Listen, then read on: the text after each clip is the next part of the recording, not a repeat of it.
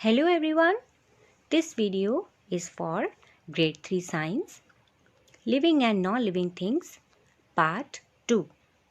In part 1 we have seen natural things and man-made things, living and non-living things. In this video we are going to see about living and non-living things and their features.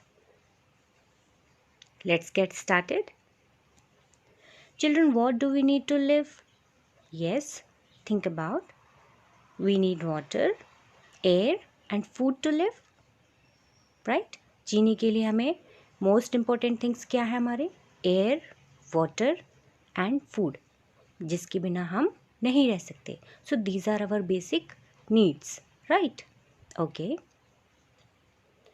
Plants do not eat then why do we call them living things have you ever seen any plant eating yes no I'm sure right so plants खाना खाते नहीं हैं right हमने नहीं देखा उनको खाना खाते हुए फिर भी हम उनको लिविंग थिंग्स बोलते हैं ऐसा क्यों है सो इस टाइप के क्वेश्चन का आंसर हम इस वीडियो में देखने वाले हैं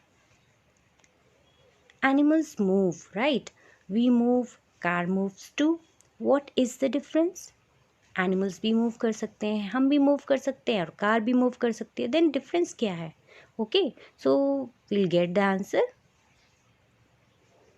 Features of living and non-living things. Living things grow while non-living things do not grow. Okay? So living things grow करते हैं non-living things grow नहीं करते हैं. Living things breathe while non-living things do not breathe. Living things सांस लेते हैं non-living things सांस नहीं लेते हैं. Living things need food whereas non-living things do not need food. Okay, so here are some features, some more features we'll see. Living things move while non-living things do not move. Okay, so we'll see why car is moving when it is a non-living thing. Living things feel but non-living things do not feel. Living things reproduce but non-living things do not reproduce. So here are some features about living and non-living things. We can consider them as differences also, difference between living and non-living things. एक प्रकार से ये difference हो गया living and non living things के बीच में right कि living things grow करेंगे नॉन लिविंग थिंग्स ग्रो नहीं करेंगे लिविंग थिंग्स मूव करेंगे नॉन लिविंग थिंग्स मूव नहीं करेंगे living things will feel non-living things will not feel likewise we have some differences now we shall discuss them in detail one by one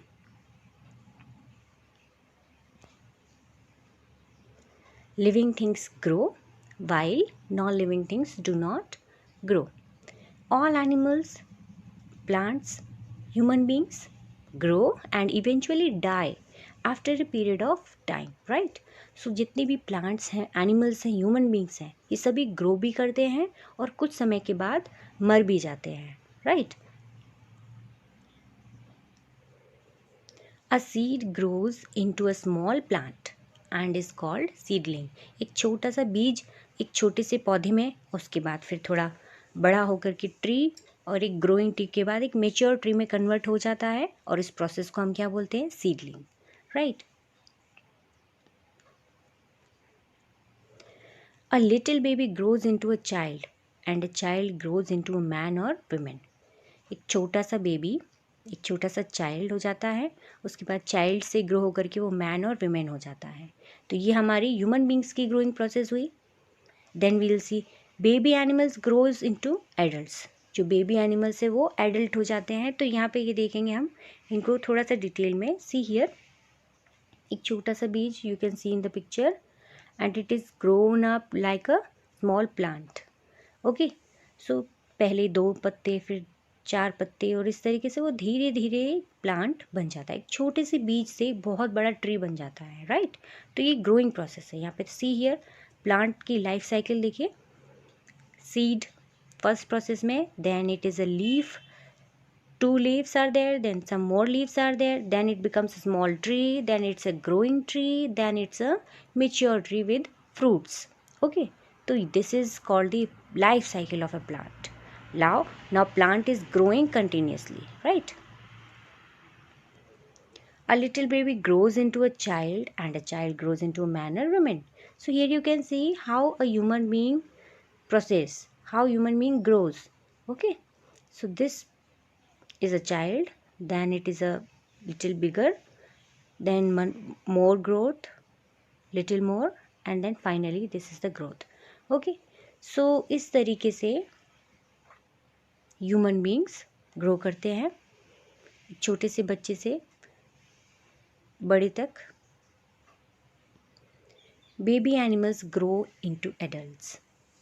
एक egg है, egg में से ये चिक hatch होके बाहर निकल के आया और ये हैन बन गया. तो ये हमारी किसकी साइकिल हो गई?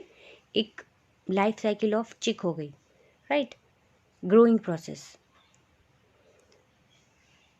A puppy becomes a dog. A caterpillar becomes a butterfly.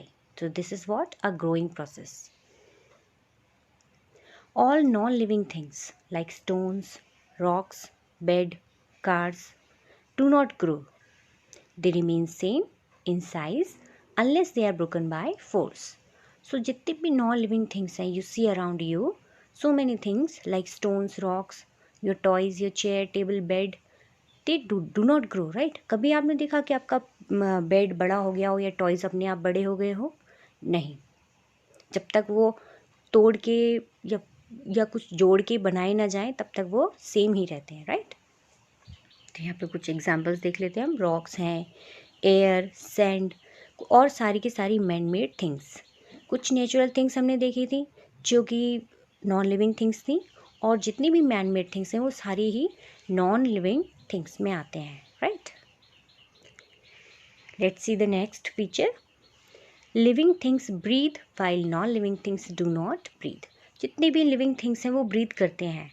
Okay, so living things can not live without air. मतलब हम हवा के बिना रह ही नहीं सकते हैं. हमने बेसिक नीड में ही देख लिया था कि हमारी बेसिक नीड है food, air and water.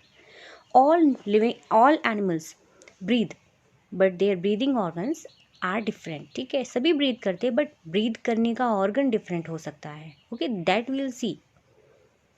Human beings take in oxygen present in air through noses. जो ह्यूमन बींग्स हैं वो ऑक्सीजन अपनी नाक से लेते हैं. Some animals are also there like horse, tigers, deer. They also breathe through their noses. उनको भी नाक के द्वारा ही सांस लेनी है. Lungs help to purify air and absorb oxygen. There is an organ inside our body which helps the air to get it pure, right? तो जो भी एयर हम इनहेल करते हैं एटमॉस्फेयर से, that is not in pure form. ठीक है, नाक से हमने इम्प्योर एयर ली, उसके बाद हमारी बॉडी को प्योर एयर चाहिए, that will be done by lungs. तो हमारे यहाँ पे 2 ऑर्गन यूज़ हो रहे हैं हमारी इनहेलिंग एक्सहेलिंग में. ओके, तो हम ऑक्सीजन लेते हैं, कार्बन डाइऑक्साइड बाहर छोड़ देते हैं.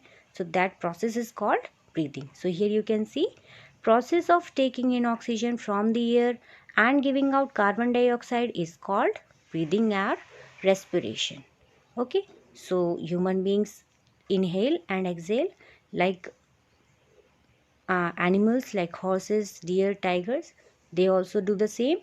So this process is called breathing or respiration. So here we have come to know about the breathing organs of these animals, okay, and human beings. Now how fish breathe, right? Have you ever thought about कि fish तो पानी में रहती है, वहाँ तो हवा होगी नहीं, फिर फ़िश कैसे सांस लेती होगी?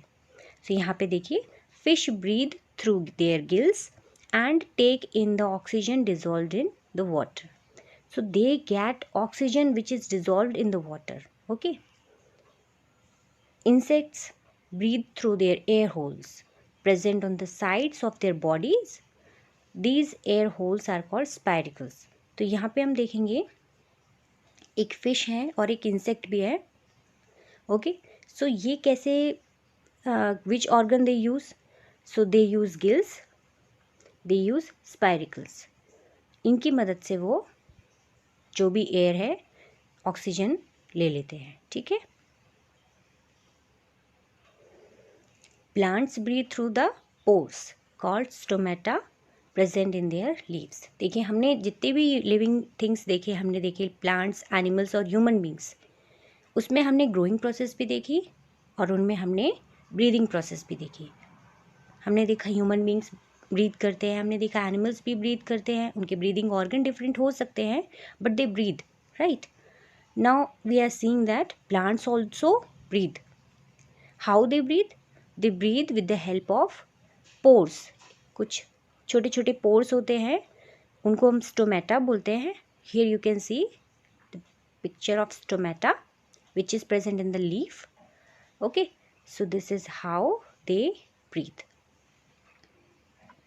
So we have seen here all living things breathe, but non-living things, they do not breathe. Okay, so here we have discussed two features of living and non-living things. The remaining we'll see in our next video. Thank you for watching.